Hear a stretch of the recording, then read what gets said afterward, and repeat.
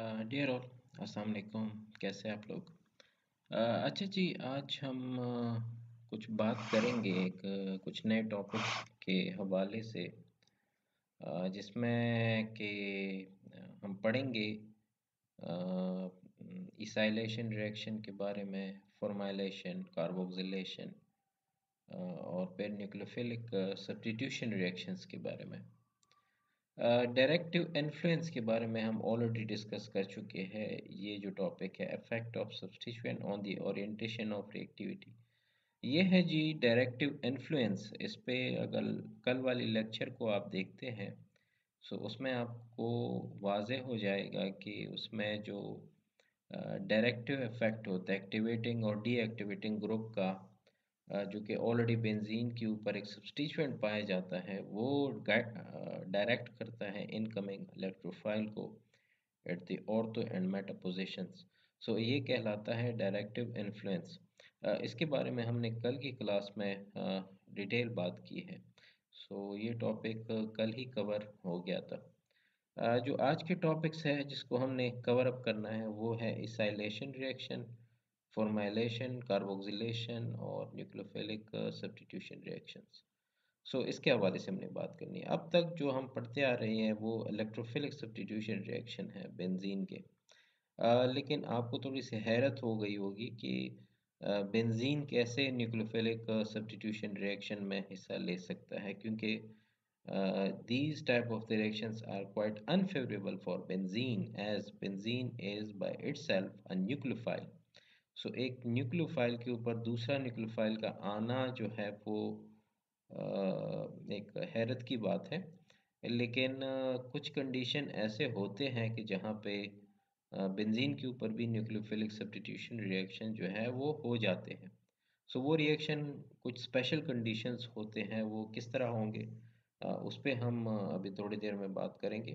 लेकिन सबसे पहले बात हो जाए, जैसे हमने कल अल्काइलेशन और हेलोजिनेशन, सल्फोनेशन, इससे पहले हमने बात की थी। तो आज के लेक्चर में हम इनको देखते हैं कि इसाइलेशन रिएक्शन जो है वो क्या होता है, फॉर्माइलेशन, कार्बोक्सिलेशन और न्यूक्लियोफिलिक सब्स्टिट्यूशन रिएक्शन। सो मैंने कुछ चीज़ें आपके लिए यहाँ पे डाउनलोड किया है। सो मैं चाहूँगा कि सबसे पहले वो आपको दिखाऊं कि क्या है वो। सबसे पहले जो इसाइलेशन रिएक्शन है, देखिए इसाइलेशन, फ्रीडल प्रॉफ्ट इसाइलेशन का मतलब ये है कि एक इसाइल ग्रुप जो है वो बेंजीन के ऊपर लग जाए।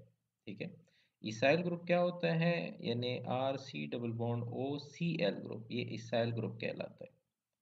ठीक है, इसाइल ग्रुप क्या होता है, R C double bond O, chloride भी हो सकते हैं, कुछ और भी हो सकता है। असल चीज़ जो होता है इसाइल ग्रुप जो होता है, R C double bond O group को हम कहते हैं कि ये क्या है, इसाइल ग्रुप है।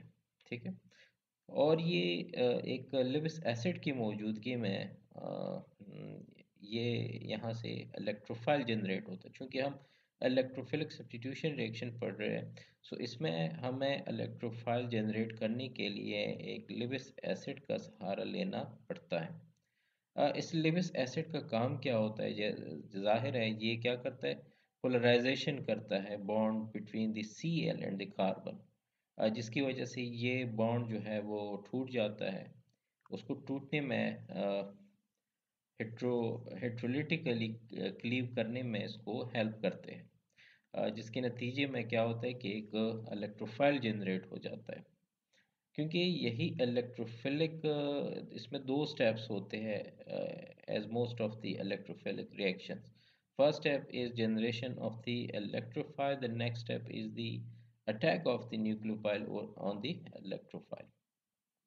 सो इसमें जो स्लो स्टेप होता है वो यही है कि जनरेशन ऑफ द इलेक्ट्रोफाइल, उसको स्पीड अप करने के लिए हमें लीविस एसिड लेना पड़ता है। तो लीविस एसिड अब रिएक्शन में किस तरह पार्टिसिपेट करता है, जैसे आप देख सकते हैं मैकेनिज्म में कि सबसे पहले अगर हम इसी इसाइल क्लोराइड को हम एलाबोरेटेड फॉर्म में लिखे तो ये कुछ ऐसे होगा।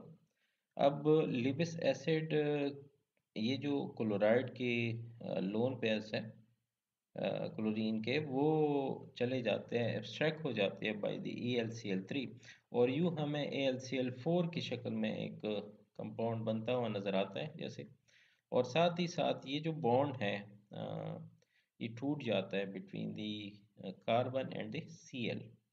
सो एक साइड पे जैसे आप देख सकते ये हेट्रोलिटिकली क्लीव हो गया है। हेट्रोलिटिकली मीन्स के होमोलिटिकली ये होता कि बॉन्ड जो है चूंकि शेयर्ड पेयर ऑफ इलेक्ट्रॉन से बना होता है, एक एक इलेक्ट्रॉन अगर बीच में टूट जाता और तो फ्री रेडिकल टाइप, तो फिर हम कहते हैं होमोलिटिकली। तो अब ये हेट्रोलिटिकली क्लीव हो गया जिसमें दोनों ही इलेक्ट्रॉन जो है वो क्लोराइड साथ ले गया, जिसकी वजह से एक बना हमारे पास AlCl4, ठीक है, और दूसरा जो बना हमारे पास ये जो एसेलियम आयन है, ठीक है।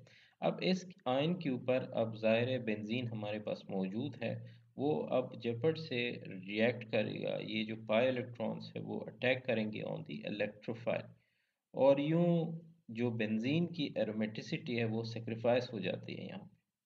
सो जो कि बेंजीन की एरोमेटिसिटी का लूज हो जाना यहाँ पे स्टेज पे स्टेब सिस्टम को डीस्टेबलाइज करता है। तो उसको रीगेन करने के लिए जो कॉन्जुगेट बेस है जो बना है इस रिएक्शन में जो कि AlCl4 है, उसका क्लोराइड दोबारा एक प्रोटॉन जो है वो इधर से एब्स्ट्रैक्ट कर लेता है और HCl की शक्ल में चला जाता है, जबकि AlCl3 जो कि हमने कैटलिस्ट के तौर पर इनिशियल यूज़ किया था वो रीजनरेट हो जाता है at the end of the reaction. और यूं इधर का जो बॉन्डेड पेयर होता है वो सबसाइड करता है इस पॉजिटिव चार्ज को, और हमारे पास जो चीज़ बनती है वो आपकी स्क्रीन के सामने है। आप देख सकते हैं कि एक इसाइल ग्रुप जो है वो बेंजीन के ऊपर लग जाता है, जो कि तो ये ओवरऑल रिएक्शन था एक कि हम इसाइलेशन जो है वो किस तरह करेंगे। तो इस ये अल्काइलेशन की ही तरह है, सिर्फ फ़र्क इसमें यह है कि उधर हम अल्काइल क्लोराइड को यूज़ करते थे, अब यहाँ पे जो है इसाइल क्लोराइड को यूज़ करते हैं। बाकी रिएक्शन जो है मोर और लेस सेम ही है, वही स्टेप्स है।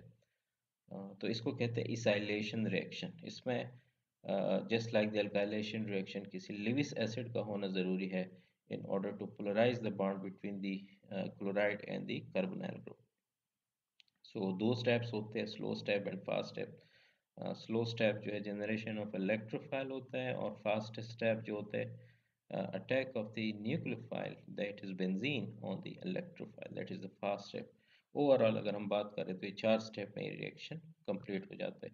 इसकी मुकम्मल डिटेल मैकेनिज्म ये दी गई है, मैं ये पेज भी आपके साथ शेयर करता हूँ, तो इनसे आपको हेल्प हो जाएगी समझने में कि बाकी इसकी मुकम्मल ये देखिए समरी बताई गई है इसमें क्या क्या चीज़ें होते हैं, किस तरह होते हैं। सो मैं उम्मीद करता हूँ कि ये यहाँ पे आपको समझने में कोई भी प्रॉब्लम नहीं होना चाहिए, क्योंकि ये बहुत ज़्यादा मीन्स कि अंडरस्टैंडेबल चीज़ है, इसमें कोई एम्बिग्विटी या कोई गैर वाज़ेह चीज़ है नहीं जो कि समझ से बालतर हो। सो फिर भी अगर इसमें कोई चीज़ समझ से बालतर है तो आप ज़रूर पूछें। हम बढ़ते हैं नेक्स्ट रिएक्शन की तरफ। मैं नेक्स्ट वीडियो में बताऊंगा, तो आप नेक्स्ट वीडियो देखिए इसमें।